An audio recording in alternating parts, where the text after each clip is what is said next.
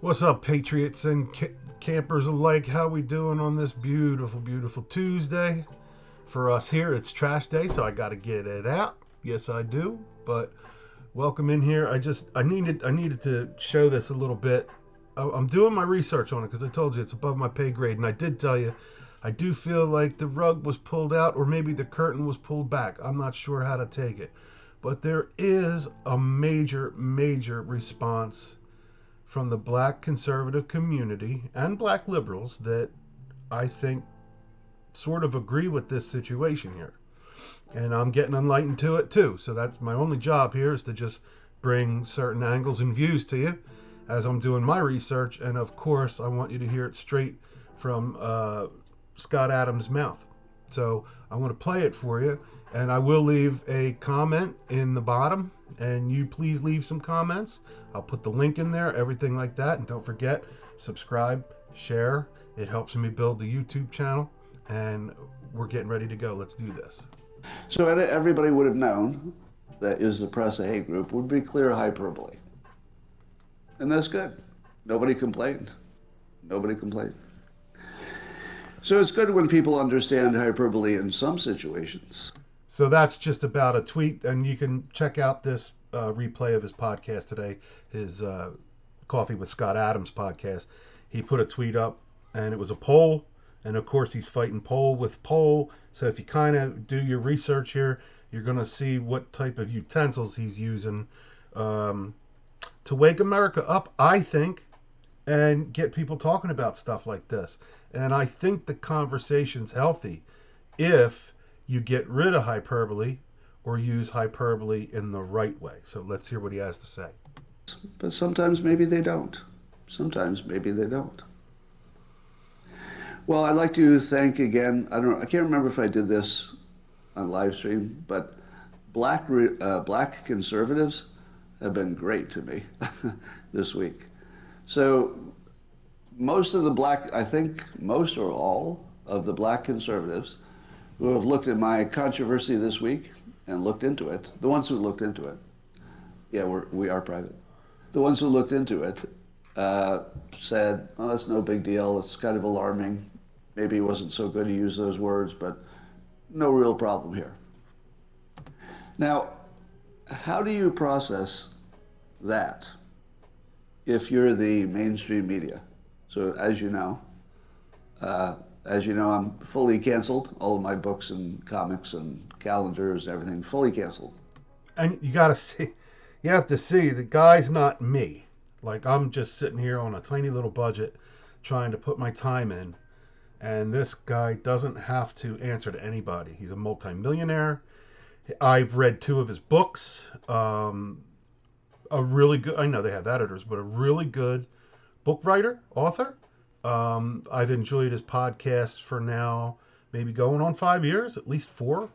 Um, Shoot, I would say six actually, because I think I picked up on him in 2015. So 8 years I've been watching him, and I disagree with a heck of a lot. But the reason why I disagree is because he does bring up both. Most of the time, he brings up both sides of the story and shines light on both sides. And of course, he has his own opinion about it, which sometimes I do disagree. But I'm just letting you check out right from the straight words from his mouth uh, how he's going about doing this, kind of pulling the rug out and using polls against polls. How do you process the fact that black conservatives don't have a problem with what I said? Because if black conservatives don't have a problem with it, does that tell you it's about black people? Or does it tell you it's about how we're framing our politics? What does that tell you? If black conservatives and black liberals all said, "Oh, I see that's some racism there," then I'd say that's probably racism because the correlation is really clean. Okay, all black people of all types look at it, they're all offended. It's all the same. Now, see what mainstream media will do is they'll take that little clip, and if black uh, people see that that's racist, and they'll take that and make it look like black people are calling him racist.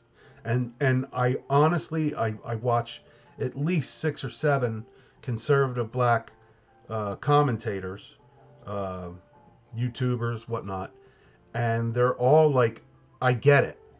Some things they're a little bit like maybe you shouldn't have brought it that way, but I'm starting to think that this this this was just a pull the rug out from mainstream media, big tech, and all that, because it's now the dog's chasing its tail, and it's been chasing its tail for at least a decade now at full force to get racism monetized and politicized. And that's not what this country needs. This country needs to be shoulder to shoulder together, fighting for our freedoms or working at a grocery store. It doesn't matter. If you have a white or black doctor and you're white or black and you guys are, you trust everybody, all that. He's really, I think now, which is still above my pay grade, but I'm thinking he's pulling the rug out. But what happens when one political side says it's not any kind of racism anybody's worried about, and the other side says it's the worst racism we've ever seen? Does that tell you that your opinions have been assigned by the media? It does.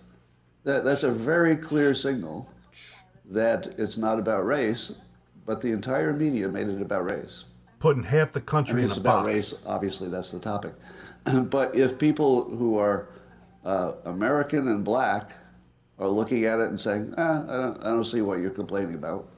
Doesn't look like a canceling situation to me. Then you can rule out the fact that it's just about black and white. Could it be that the race industrial complex is once again finding a way to monetize race? Is there somebody monetizing race? I believe that's a fair question. And I don't want to, I want you to go see his channel because I believe anybody deserves, he's not canceled off of social media, but Dilbert's toast. Now, I do think that if some publishing company picks him up, especially if this dies down a little, not goes away, but maybe the problem is closer to solved than it is, fired up in a negative way. This could be one of the most brilliant strategies in the world because maybe people will be just like, I got to get to this guy and publish his books. I don't know. I don't know. But in the comments below, make sure you drop that for me. You can follow me everywhere. I will leave places in the description. Sorry, and I had too much coffee. But much love to you. Kiss, love, hug a vet. They do it for you. They always do it for you. They're still doing it for you, and they've died for you. So hold them close to your heart. All right, guys. I'll see you on the other side. Peace, passion, and keep it real.